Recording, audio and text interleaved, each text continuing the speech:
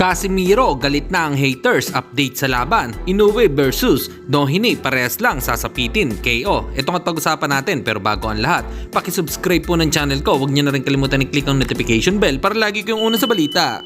Laban ang aasahan, balita sa mga pambato na isasalang, pasabog na video, lahat yan nandito. Nino Cruz TV ang iyong paborito.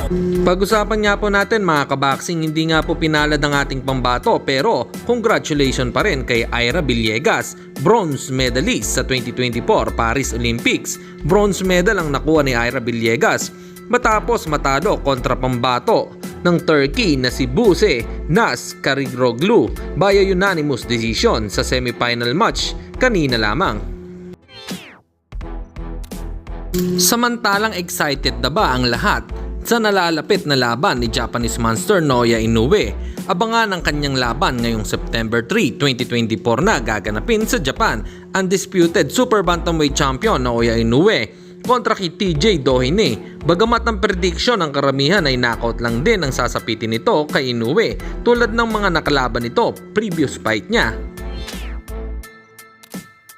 At sa kabilang balita naman tayo mga kaboxing, tila madami na ang nag-aabang sa announcement ng laban ni former 3 Division World Champion Janrel Cuadrolas Casimiro.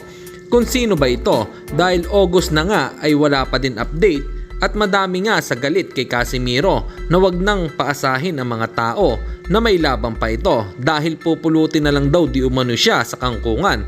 Bagamat maghintay na lang tayo dahil sa mga dadaan na linggo ay maglalabas na ito ng update. Hanggang dito na lang muna ang ating balita. Dito na lang ang aking boxing news report. Babu!